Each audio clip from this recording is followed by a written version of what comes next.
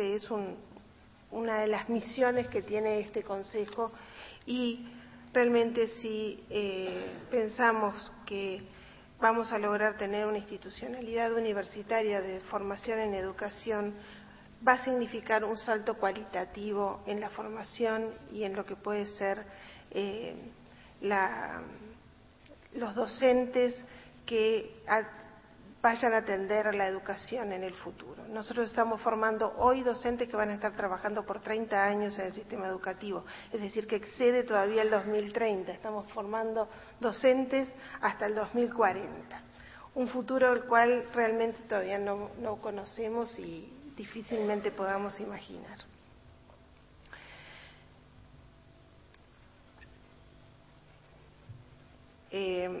Otro aspecto de la misión es profundizar y consolidar el ejercicio de las 3 funciones universitarias esenciales: enseñanza, investigación y extensión.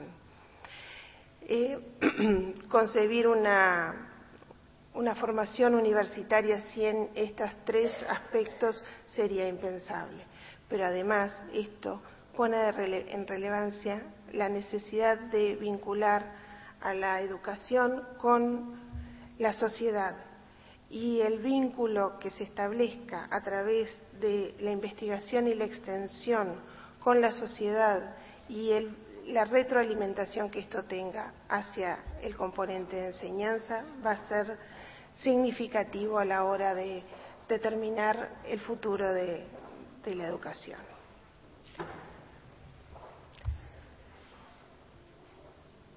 Cooperar en la construcción de una nueva institucionalidad educativa universitaria desplegada en el territorio nacional en el marco de una perspectiva innovadora y con pertinencia social. Estos son los elementos de la misión que se le ha conferido al Consejo de Formación en Educación y que tiene que ver también con pensar esa profesionalidad docente de futuro, una profesionalidad universitaria y una profesionalidad que pueda atender también las demandas que le está transfiriendo la sociedad a la educación. ¿Cuáles son los desafíos que enfrenta la profesión docente hoy? Yo diría que se pueden resumir en 3, y son desafíos muy exigentes que sin duda van a estar condicionando a la profesión. La profesión docente es una profesión inacabada y en constante cambio. El desarrollo profesional es la esencia misma de la profesionalidad. Sin embargo, hoy la identidad profesional está en crisis y es necesario reencontrar esa identidad perdida. Desarrollar una identidad bien definida, asumida por el sujeto y a su vez reconocida por la sociedad y aceptada por los otros. La profesión docente afronta 3 desafíos que la interpelan. El primero es la diversificación de las exigencias sociales. En este sentido, la masificación de la educación, el acceso de toda la población a los centros educativos, significó también un cambio en la morfología social del alumnado. Y esto puede significar, por un lado, que al ampliar la cobertura se dé atención a todos, pero también puede llevar a grados de exclusión si se entiende que no se atiende adecuadamente a la diversidad que hoy se encuentra en los centros educativos. Entonces, la retención y la contención se tornan en 2 demandas permanentes en los centros educativos. Cuando no existen condiciones sociales para el aprendizaje, muchos docentes se debaten entre mantener los niveles o dar igualdad de oportunidades a los estudiantes. El segundo desafío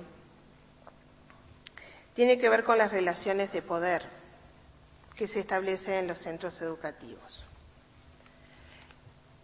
Las miradas de los alumnos como sujetos de derecho y la vigencia efectiva de los derechos de los estudiantes, especialmente enfatizada por la demanda de su vigencia y vigilancia, y los mecanismos de producción de un orden democrático y de participación institucionalizada ponen en cuestión las reglas de poder existentes anteriormente en las instituciones.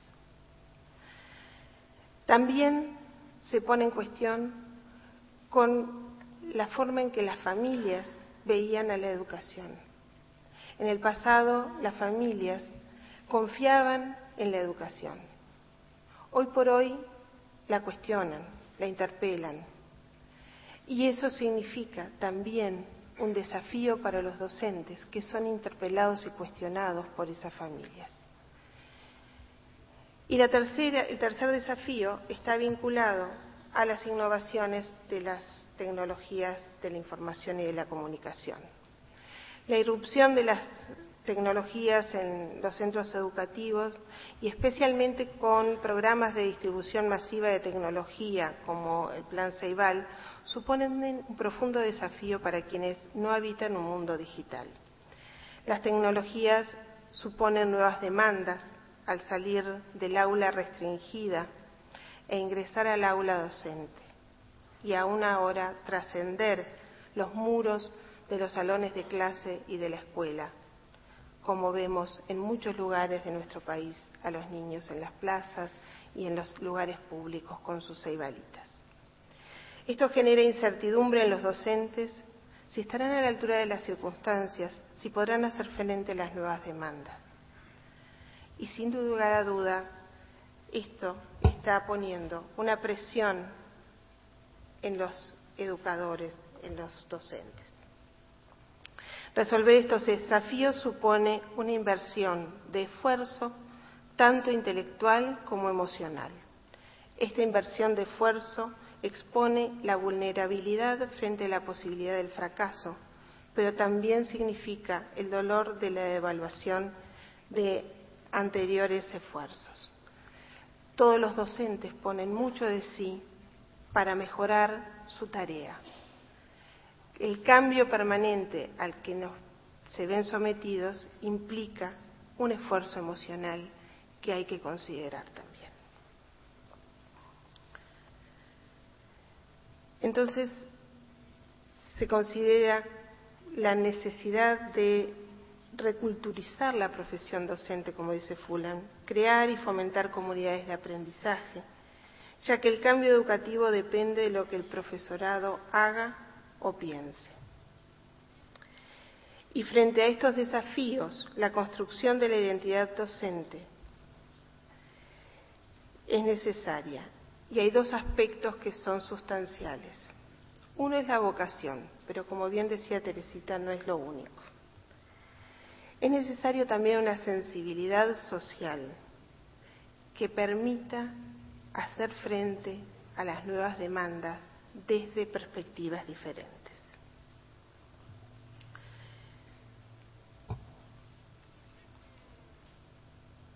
Se necesita crear una nueva identidad docente.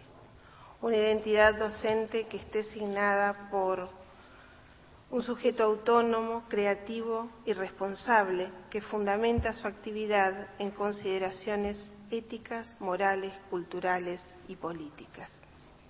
Ninguno de estos aspectos puede quedar fuera.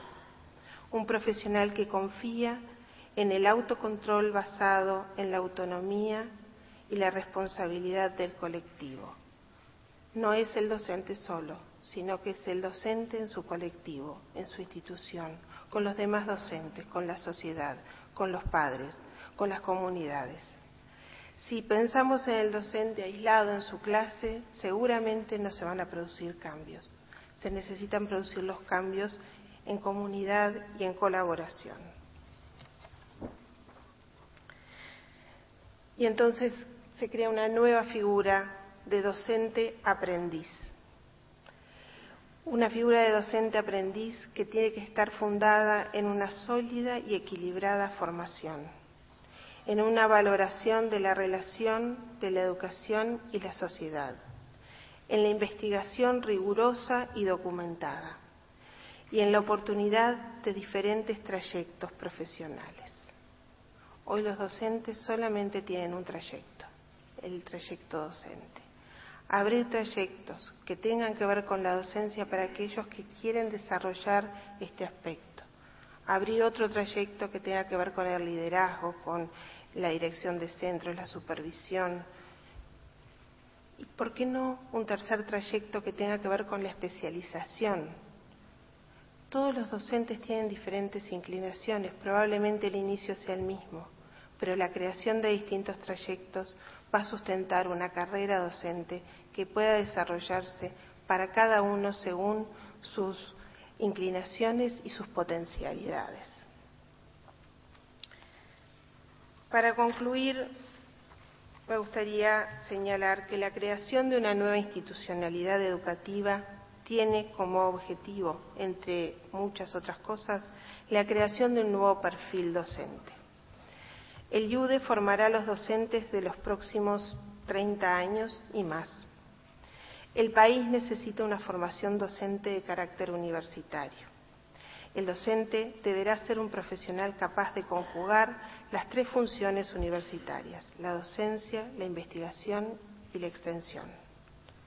La formación cultural de los docentes será un aspecto central. Para esto es necesario establecer una relación de retroalimentación entre la práctica docente y el rol de los institutos. Estos deberán ser generadores de actividades culturales de interés local, trascendiendo las fronteras de cada instituto y potenciando de un modo su vínculo social. Esto supone un doble proceso de aprendizaje, donde cada actor aporta desde la práctica para establecer nuevas relaciones. Los centros deberán ser actores fundamentales en el vínculo con el medio, capaces de generar actividades de carácter social y cultural, aportando desde lo disciplinar y siendo capaces de nutrirse de las experiencias en las que intervienen. A la hora de pensar la formación del IUDE, no puede estar ausente lo referido a la conformación de una estructura académica sólida que permita, además de la docencia, constituir campos de investigación que articulen con aquella y les ofrezcan insumos. La investigación, partiendo de la vida cotidiana, tiene que nutrir el quehacer de las instituciones de formación.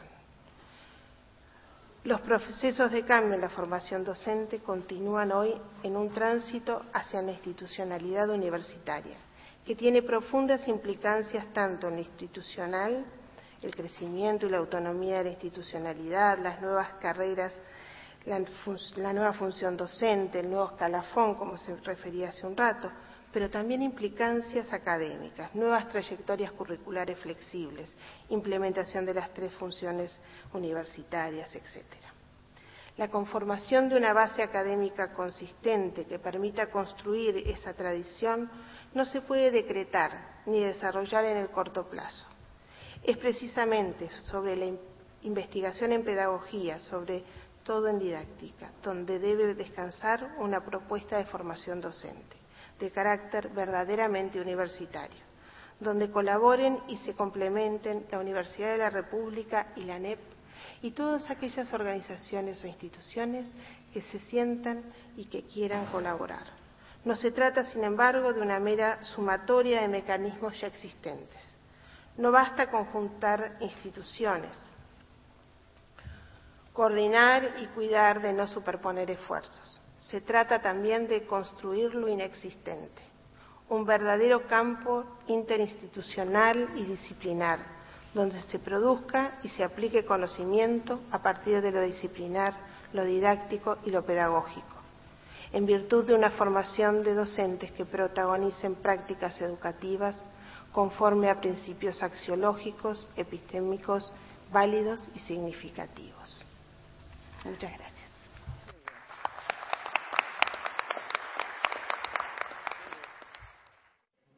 Queremos agradecer muy especialmente la presencia y, sobre todo, el servicio brindado por la ingeniera Carolina Cose, presidenta de Antel, y el doctor Carlos Juariglia, director de Antel, que tan amablemente nos proporcionaron este lugar para realizar el foro.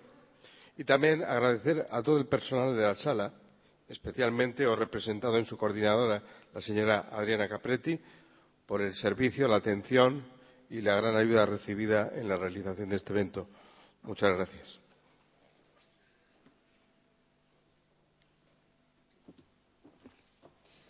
Muy bien, ahora sí damos comienzo a la cuarta mesa de esta exposición, donde están invitados el senador doctor Luis Alberto Lacalle, presidente del directorio del Partido Nacional, senador doctor Pedro Bordaberry, secretario general del Partido Colorado, doctor Pablo Mieres, presidente del Partido Independiente, y senadora doctora Constanza Moreira, en representación del Frente Amplio, vicepresidenta de la Comisión de Educación del Senado. Y ahora sí le damos la palabra al doctor Luis Alberto Lacalle, presidente del directorio del Partido Nacional.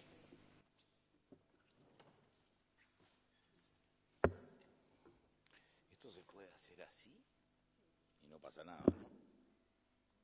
Bueno, perfecto.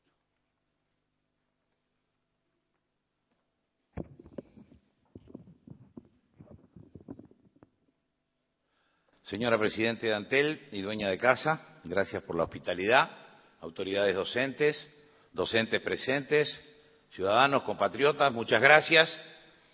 En nombre del Partido Nacional, pero con algún toque personal, voy a hacer algunos comentarios acerca de esta importante instancia que hemos vivido, que es de acordar por lo menos importantes puntos sobre la educación, sin perjuicio de mantener algunas discrepancias que mantenemos con algunas formas organizativas nuevas. Tenemos que ser francos en ese sentido.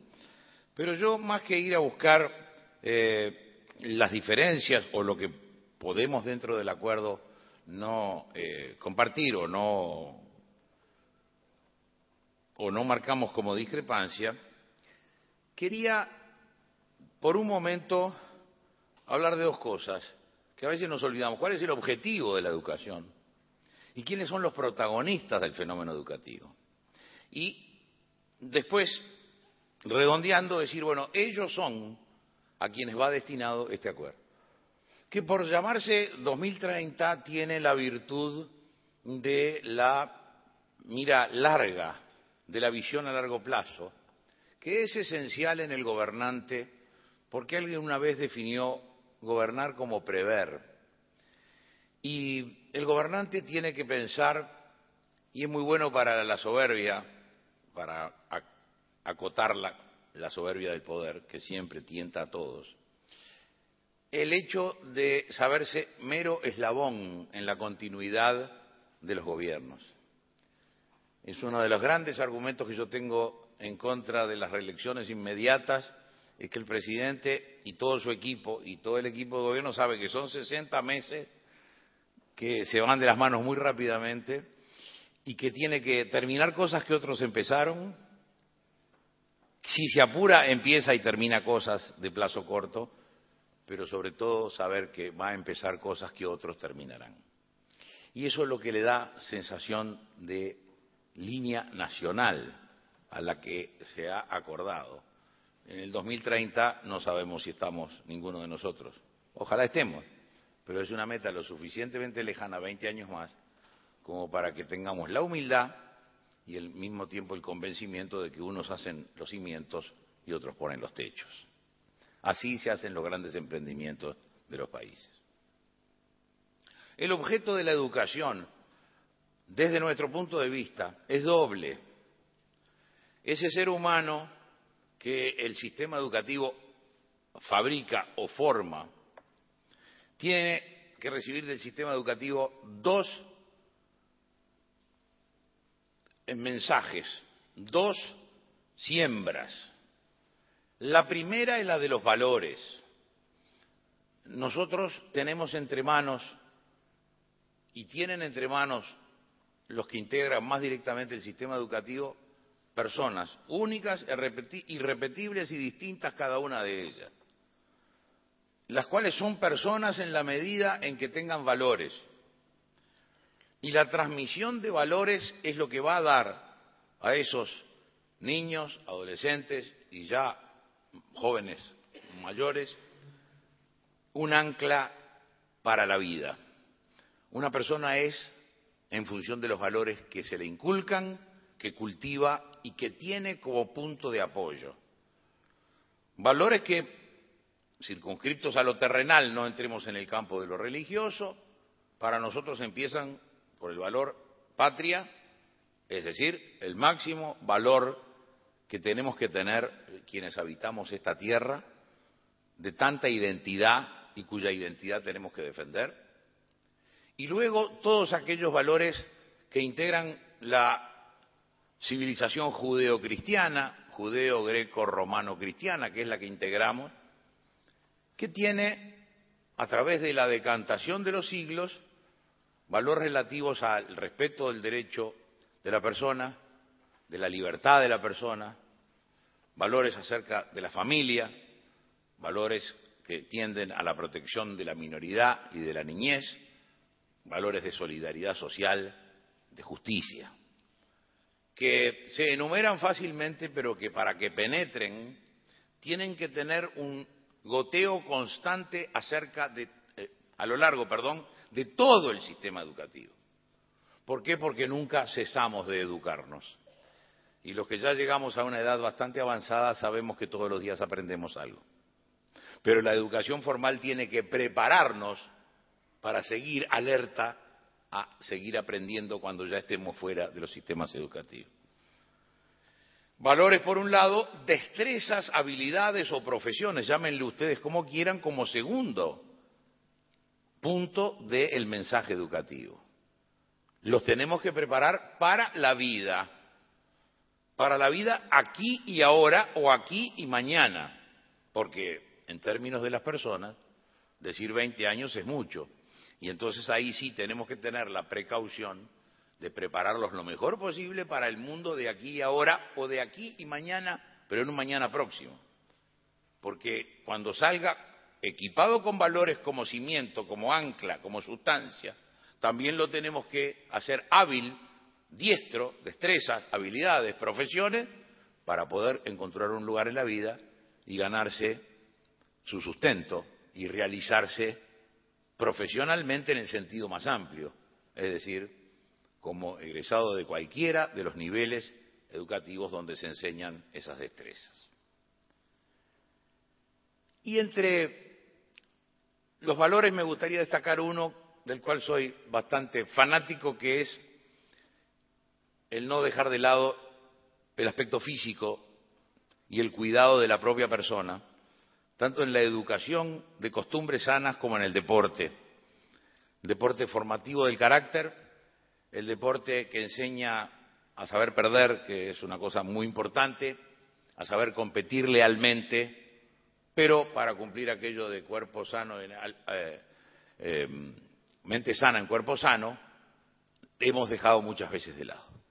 El aspecto formativo del deporte, no solamente en lo que libera de energías, en lo que establece el cuidado del joven, el decirle que no a una noche demasiado larga porque hay que competir y hay que estar en mejores condiciones, el antídoto a las costumbres de vicios sociales que es el deporte, sino también el saber tener carácter firme.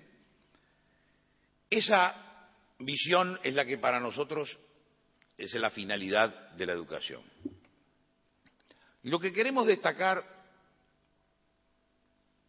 en esta charla, para ser un poco originales, porque el acuerdo al que se ha llegado es conocido, es que a veces nos olvidamos quiénes son los protagonistas del fenómeno educativo. Y para nosotros los protagonistas son el alumno, el profesor, la familia, los contribuyentes en materia de educación pública, que son los que contribuyen con sus impuestos a financiarla, y la nación. Permítame un comentario entonces acerca de lo que creemos nosotros que tenemos que llevar a cabo para que en el 2030 rindan frutos lo que tenemos que empezar a hacer hoy. En primer lugar, acerca del alumno, porque el futuro empieza hoy. Diferenciar situaciones de arranque, que es la verdadera manera de justicia. Es decir, continuar con todos aquellos programas sociales que procuren allanar hasta donde sea posible las desigualdades sociales, el entorno económico, el entorno familiar, con la protección del niño desde antes de que nazca, desde que nace, con todos los mecanismos que ya existen, que compartimos, llámense planes como se llamen, pero que tiende a que ese niño, después adolescente y después joven, esté amparado desde el principio. En el momento educativo, establecerle vallas. La educación implica superación. Hay que, a nuestro juicio, volver a exigir exámenes, pruebas, compulsas, carnet de notas. ¿Por qué? Porque al niño no le podemos decir esto es un camino llano, porque implica simplemente hacerlo transcurrir por las clases y pasarlo a otra y pasarlo a otra, sino que hay que establecerle esfuerzos, claro, esfuerzos proporcionados a su situación, a su edad, pero que tengan que ejercer sobre él una cierta tensión para que tenga que superarse al avanzar en el sistema educativo. El otro protagonista es la familia. Por supuesto, cuando digo familia, sé que ese concepto ha variado. Hoy día el concepto tradicional no existe en todos los casos. Pero el pobre docente no podemos cargarlo solo con la responsabilidad. Si en la casa no hay sentido del orden, de la autoridad de quien dirija ese hogar, sea monoparental, sea familia tradicional, sea familia en el concepto amplio que tenemos hoy día. Es injusto responsabilizar solamente al docente, porque lo que se mama en la casa, lo que se aprende en la casa, es el primer fenómeno educativo. Y la cooperación, como se decía recién por las docentes que hablaba antes, la cooperación entre docente y familia, repito, en cualquiera de las acepciones de este concepto, de este término, es esencial. Quienes son docentes acá saben que un padre que no controla, que no está presente, que no va cuando hay reuniones de padres, no está ejerciendo completamente su parte del fenómeno educativo. Aquí tenemos los dos principales protagonistas.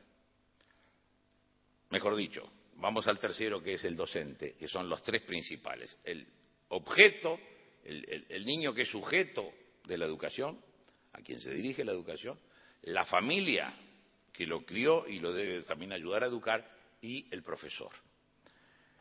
Para el profesor, para el verdadero, es un orgullo notar que su ciencia pedagógica, su capacidad pedagógica y didáctica surte un efecto. Supongo que para cada profesor, que hace todo lo que puede, que un niño repita o que un niño no vaya adquiriendo los conocimientos, más allá de que no todos son iguales, es un desafío, y seguramente todo lo que tienda a la mejor formación de ese personaje o de ese partícipe esencial del fenómeno educativo, vamos a ser severos en que la preparación del docente sea la mejor posible. ¿Por qué? Porque este es un personaje esencial del fenómeno educativo. Y no hablamos solamente de los aspectos económicos, sino que hablamos, me gustaba mucho lo que oíamos recién decir, las especializaciones, el poder a cierta altura de la profesión, no solamente elegir especialidades de profesores de tales materias, sino la preescolar, fundamental si vamos a ir a las escuelas de tiempo completo que deseamos completar, que querríamos que sean las 300 que están en el presupuesto y aún más, sino el poder especializarse en las distintas ramas educativas. No olvidemos que hay otro protagonista, que es el contribuyente. Y a ustedes les parecerá esto un poquitito demasiado crudo, pero es así. La población entera pagamos el sistema educativo público, y tenemos que estar conformes con la aplicación de esos recursos. Por tanto, la evaluación de la eficacia de la aplicación de los recursos es un deber de los gobiernos y de todo el sistema educativo hacia quien lo financia.